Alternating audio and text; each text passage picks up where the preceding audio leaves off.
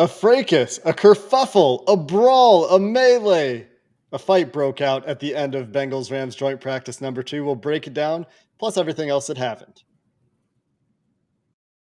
Locked On Bengals, your daily Cincinnati Bengals podcast. Part of the Locked On Podcast Network. Your team every day.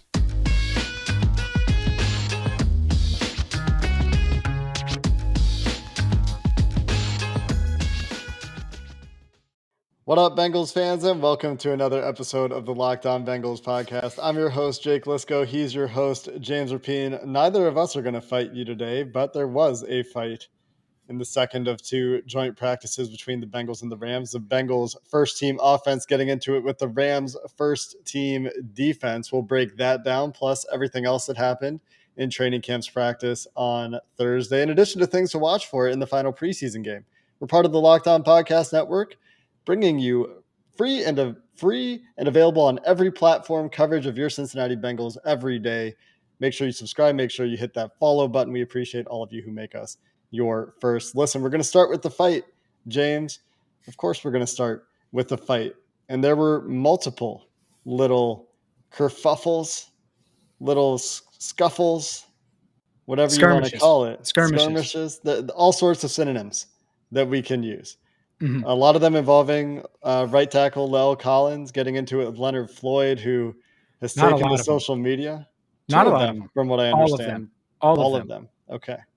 There you go. Go ahead. Keep going. I thought it was only the first 2, and the last one was kind of everybody, but they all precipitated from Leonard Floyd getting into it with Collins on the right side of the Bengals offensive line. It culminated in Aaron Donald wielding not one but 2 Bengals helmets as weapons, swinging one of them in particular violently in the middle of a mass of football players, which you obviously hate to see. You can't use football helmets as weapons. They're very dangerous.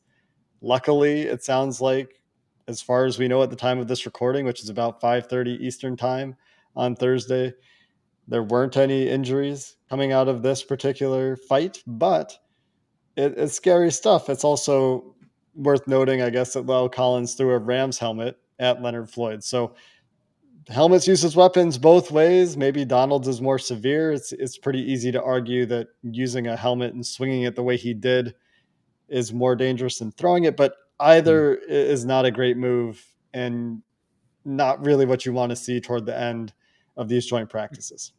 No, you didn't want to see it. It had built up throughout the day, and Leonard Floyd and La'el Collins got into it twice, and then the third time they got into it, punches were thrown, and it was straight up that, a boxing match for a second there. And I know Floyd threw a couple. I think Collins threw a couple. I don't know if they actually connected. I don't remember any actually connecting, but neither one had helmets near them. And then just all-out brawl started. And you're right, the Aaron Donald in the middle of it, swinging helmets, and then gets shoved down and literally rolls over on his back up to his feet. Like, that's how hard he got shoved. So someone must have got him pretty good there. But, yeah, it's not what you want to see. I also don't think anyone got hurt. The helmet part of it, there's going to be a lot of people that say, well, Aaron Donald should be suspended. I'll break the news right now, and I'd be shocked. I'd be so shocked. I was going to say Built Bars for every listener, but that's a lot of listeners, so I'm not going to go that far. He's not going to get suspended because the Rams handle that, just like La'el Collins isn't going to get suspended because the Bengals handle that. This is practice. This isn't a Myles Garrett situation. This isn't, Andre Johnson, Cortland Finnegan from way back in the day where they're throwing. It's not like that. This isn't AJ Green, Jalen Ramsey. It's practice. And so teams handle it. There's no way in hell the Rams are going to suspend Aaron Donald, and there's no way the Bengals would suspend La'el Collins, and they shouldn't. They got heated. It got heated in practice. All right, that's the risk of a joint practice. Neither guy's playing on Saturday. Doesn't matter anyways. So I think that's kind of where you leave it. At the same time, looking at it, you're right. Someone could have gotten hurt. Someone could have gotten injured. This could have been much more dangerous. I mean, there were guys at the bottom of that pile. I think at one point Collins might have been at the bottom of that pile. And when you're talking about cleats and equipment and 300-pound guys and 250-pound or 200-pound guys that are really, really strong and freakish, well, fingers can get broken, wrists can get stepped on, just things like that where injuries can occur that are really weird that suddenly you look up and the season's 2 weeks away and now it's going to impact your season. So hopefully nothing stems from this for either team, because I thought they did both get really good work in, and it was a really competitive session again on Thursday. And it just, kind of reached its boiling point. And that happens. It's fine. We've all gotten into fights and scuffles or whatever you want to say, while playing sports. It happens. And as long as everybody's healthy, you're like, dodged a bullet and let's keep it moving. Yeah, you would think after yesterday's reports of a very polite practice by all accounts that it maybe wouldn't have gotten to this point. And there weren't any issues on the Bengals defense, Rams offense side of the field, No, as far as I understand it. This all there is weren't. really coming from two guys, Leonard Floyd and La'el Collins. And I suppose it's worth mentioning here that La'el Collins had a relatively rough day at the office out there. Often going against Leonard Floyd, who's been a pretty good pass rusher for the Rams. I think 20 sacks over the last 2 years, so has been productive and has done his career some favors. And so not great for Collins in terms of his on-field performance. Sounds like he got a little bit frustrated, but it doesn't necessarily sound like it was him just losing that led to the fight. So don't get that, I guess, mixed up. It was just he also had a relatively tough day, particularly in pass protection. Yeah, there were times when he got beat. And I think, look, this is his second team session, so that's Right. part of it. And he also won his fair share, but could the frustrations be part of it? They could. I was also tagged in a clip from, I believe it was last year's joint practices, Right. Cowboys Rams, Mm-hmm. and Leonard Floyd went up against who? La'el Collins. So maybe there's history there that we're not necessarily aware of, where they could get into it a bit. So that's the other part of it, is you never know what's been boiling, what's been there in the past. But look, these couple of days for La'el, I mean, it's the two toughest days of practice that he's going to have, but it's going to get him ready and help him get ready for week 1, because he needs to be firing on all cylinders by the time the Steelers roll into town. Because last I checked, that defense is pretty good. That defensive front's pretty good for Pittsburgh. So, this was a good test. I'm not panicking when it comes to La'el Collins or anything like that. Did he have his best day on Thursday? No. But the offense as a whole, I think, got off to a slow start. We can get into some of that in a bit. But overall, brawl-wise, you've seen some of the videos. That's it's not like guys were super hurt, anything like that. So it could have been worse. I'm glad it wasn't.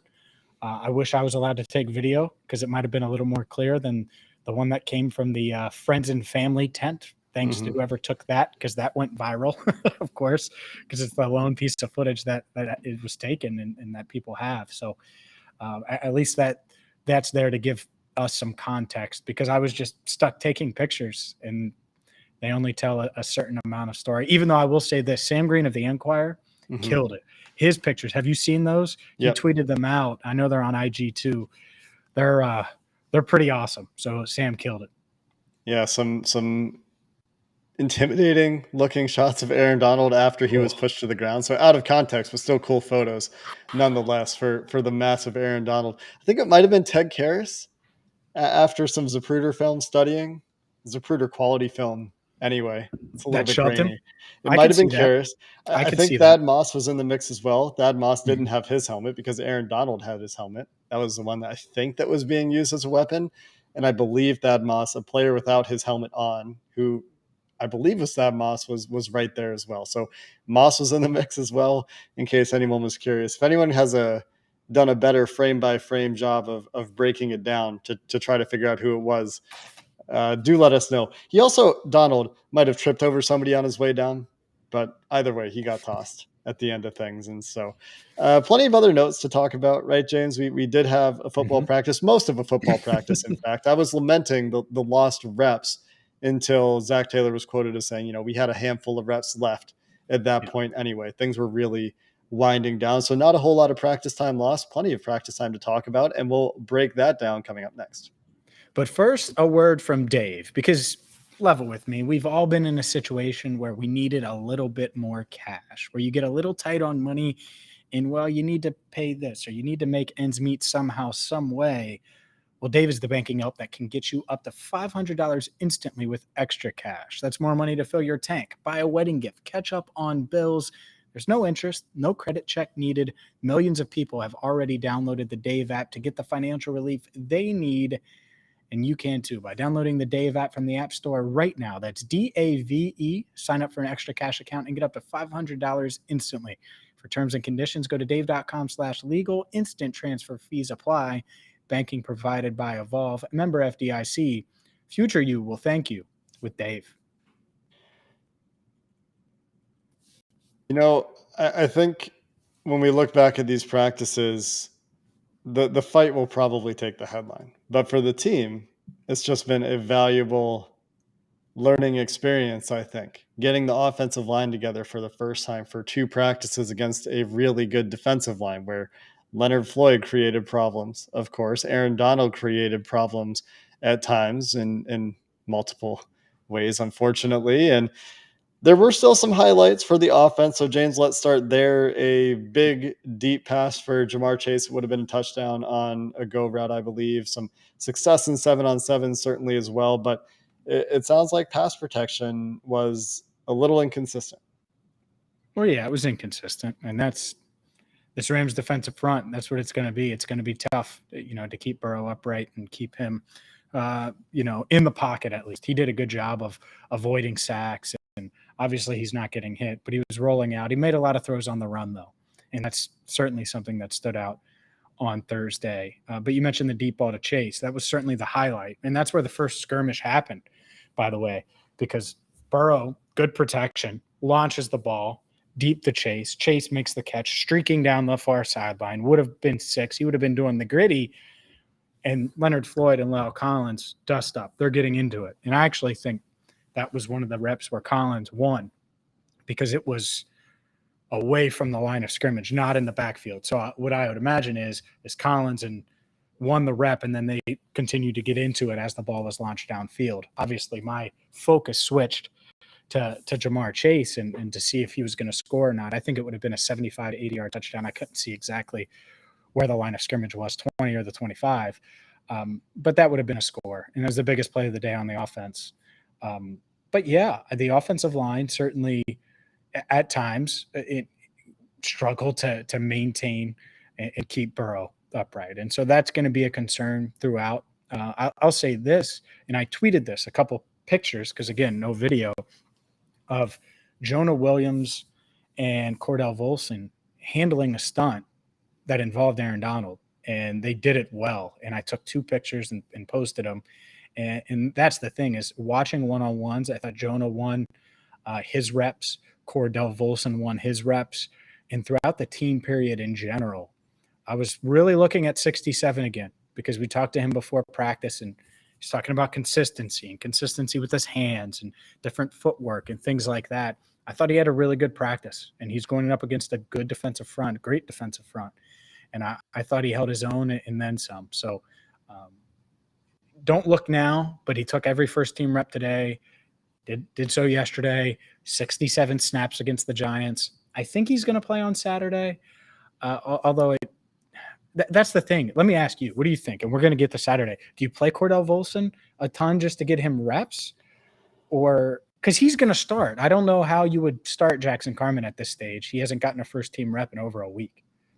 It kind of feels like he still would benefit from reps. This is similar to, Jackson Carman last year when it was expected that he was going to start at some point in the preseason. He was still playing. He still had work to do. Cordell Volson still has work to do.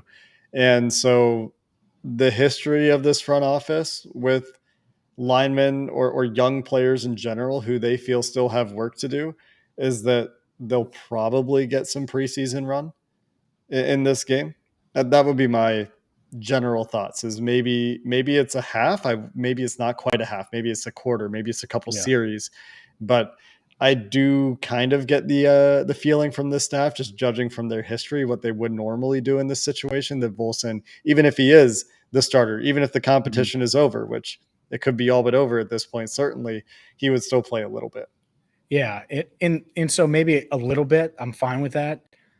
I wouldn't be playing him into the third quarter again and doing all that. Like you saw it. You gave him the audition, 67 reps. You've seen the good and bad. You've got 2 days of practice film now against the Rams in a really, really competitive environment. So to me, you either know, or if you don't know, then you might know the other way too, right? So, but I thought Volson played pretty well today. I thought Jonah Williams was good, and overall, didn't notice him much.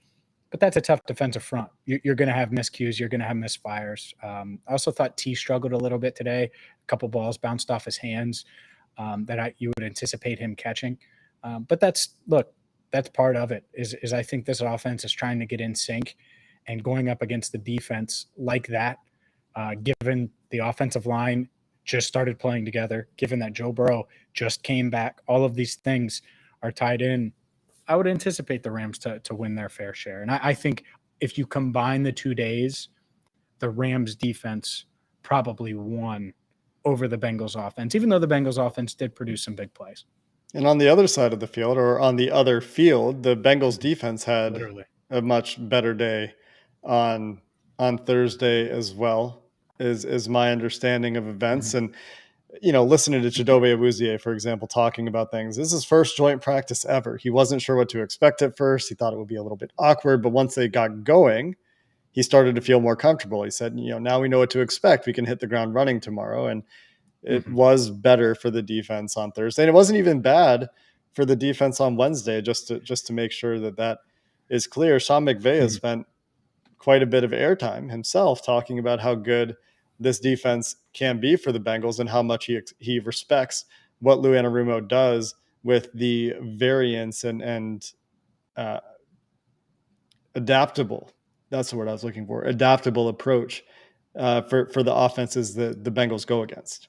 Yeah, they got off to a slow start on Wednesday. That was the theme talking to a few players in the locker room before Thursday's session was, all right, we got to get off to a faster start on defense. They ended fast, or they ended exactly how they wanted to. And they picked up and, they had the momentum at the end of Wednesday's practice, ending with that interception especially, but even plays leading up to that. But they wanted to get off to a faster start. And I thought they did that from what I saw. I saw a bunch of passes defensed. I thought that this secondary was flying around. I didn't notice a ton of pressure. I'll say that. But again, I'm splitting time.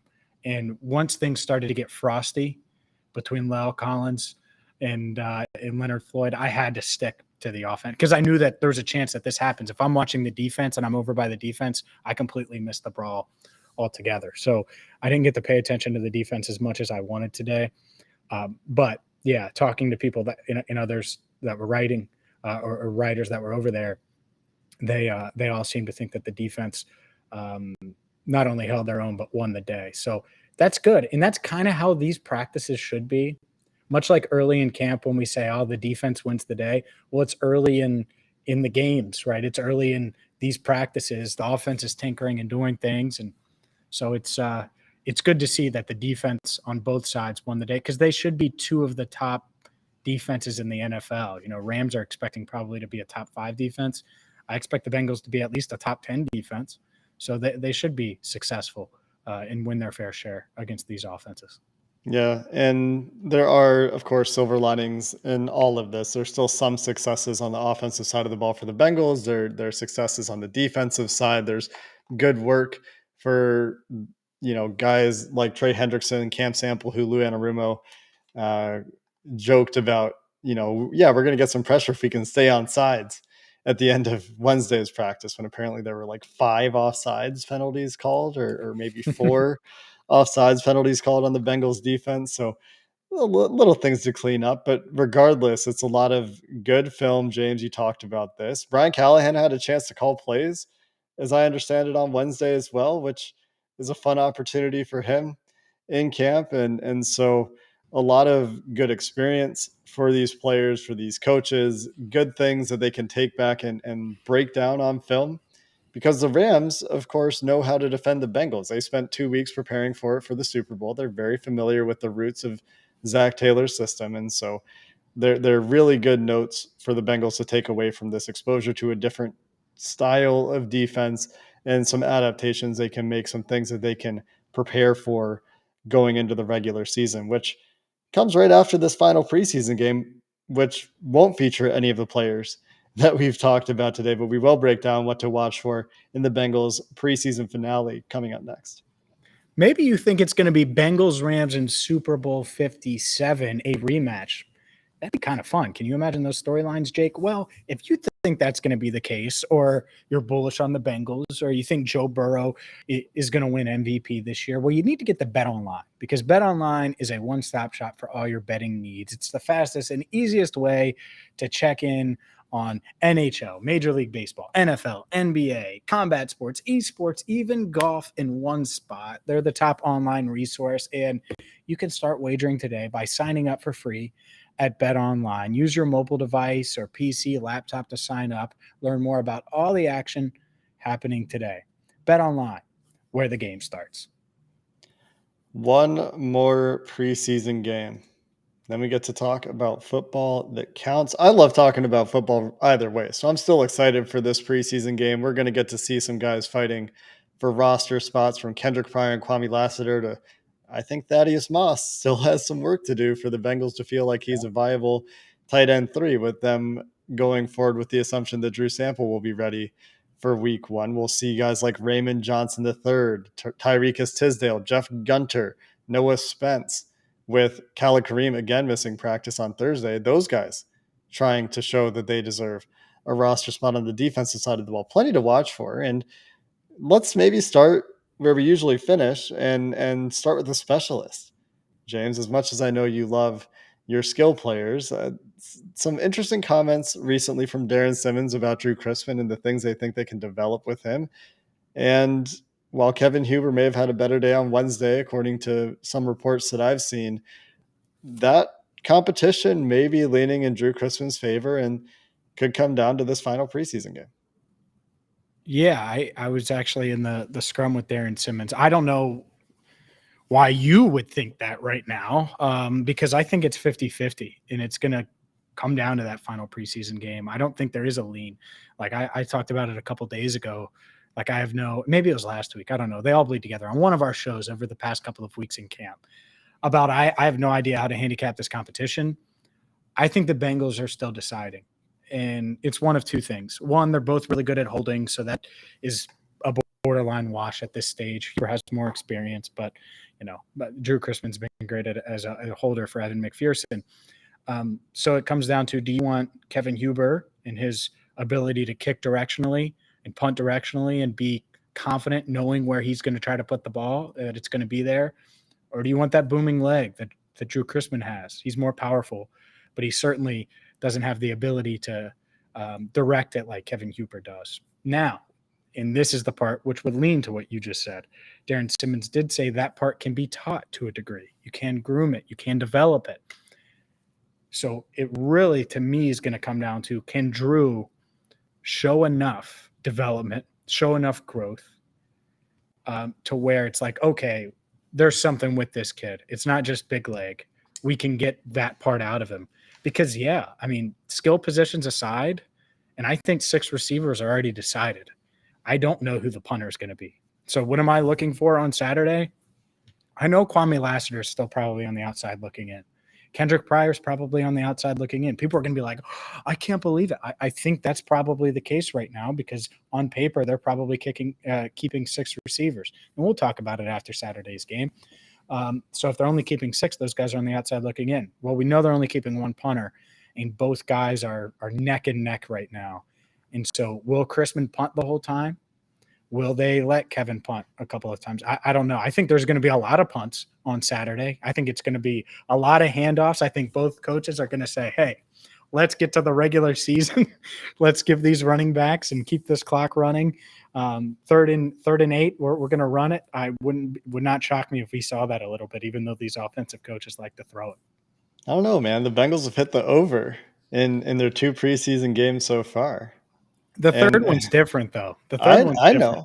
I'm just saying, like, if you're not necessarily expecting any of these guys to make the team, you might as well see what you got. Although the Bengals might be thin at a few spots, and this is probably something to watch for as well, particularly in the defensive backfield, where this is what I think makes it hard for them to keep a seventh receiver, even if they really like Kendrick Bourne and Kwame Lassiter, because if Cam Taylor-Britt needs to carry a roster spot, which he almost certainly does, like they're not going to put him on season-ending IR for the core muscle procedure that he went through, the core muscle injury that he's dealing with. They probably need somebody in that spot. So Eli Apple, Jadobe Awuzie, Mike Hilton, locks. Trey Flowers, I think, a lock. Jalen Davis, I think, is backing up slot corner. Do they go with just 5 guys? Do they carry a 6th into the regular season? I think they would.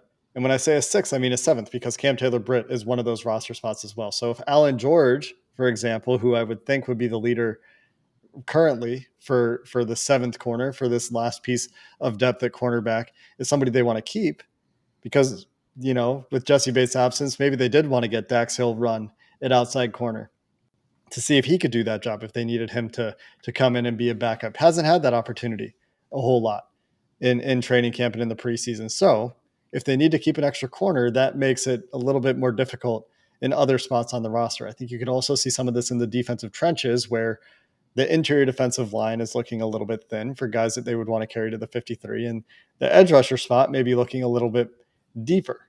And so you might see some imbalance there as well. And these imbalances will lead to potentially some guys not making the team that have had strong preseasons and strong training camps. Yeah. And that's, we'll get the final answers on Saturday with some of these guys, of course. But yeah, looking at it, I think at receiver, people are going to be upset. I'm telling you. I got another tweet today, about Mike Thomas, the Mike Thomas love. Stop with the Mike Thomas love. I don't know what to tell people. I mean, he's going to be on the team. I mean, he's a good receiver. It's just, in the Bengals like him, and he's reliable and all of those things. I think the defensive line room is going to be interesting. I think the offensive line room is going to be interesting. The back end of that, which guys make it, how many do they keep? How many defensive linemen do they keep? Linebacker, I assume it's pretty simple there. But Cam Taylor-Britt, I'll say this. I've seen him multiple days now. Saw him walking out of the facility on Wednesday. Saw him again on Thursday. He was walking in with Eli Apple. Eli Apple, by the way, walking fine after having that quad drained. Zach Taylor said he was day-to-day. It seems like it's, nothing serious, whatever it is. But Cam Taylor-Britt is in the building. I think he's still got a good shot of being ready week 1. And so we'll see.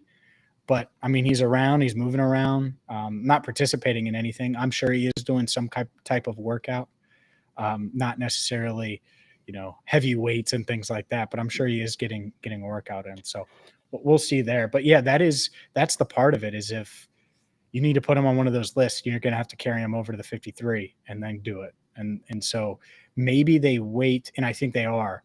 The beauty of having Bates in the building but not putting him – in having him count on the roster, he's exempt right now. You can do that, make the decision on the rest of the roster, maybe move a guy to one of those lists after putting him on the 53, and then activate Jesse to sneak a guy onto whatever list you need to. Yeah, there's certainly a little bit of flexibility with that, with Joe Bacci probably going to go onto the reserve pup list as well if they need another spot. He's not on the reserve pup list yet. So far, it's just Brandon Wilson, who's on the reserve pup list. So he could be activated as early as like week 4 if he's ready to go, but probably, I don't know. Let's not speculate, I guess, too much, but he is coming off of a pretty serious injury. But, you mentioned the depth on the offensive line, James. I do think that is quite interesting. Jackson Carman, I would assume, is going to play in this game. Deontay Smith, Devin Cochran, Nate Gilliam, Trey Hill, Desmond Noel, Hakeem Adeniji, but Isaiah Prince is injured. He's not going to play. Cordell Volson, we talked earlier. I think he probably will start the game. I think he will too. I just think that they'll want to get him some additional reps. But is Lamont Gilliard practicing right now? I don't believe so. Have you seen him? So they're thin. Not that I was looking, but yeah, it's not like that was top of mind. Right, but no, they're potentially thin here. Is all I'm saying. Like, a lot of these guys are going to have to play the full game. Trey Hill might have to play the full game. Jackson Carman might have to play most of the game. Hakeem Adeniji, Deontay Smith might have to play most of the game. And honestly, especially Jackson Carman, I think it would be good for him to play most of the game. Reps are great.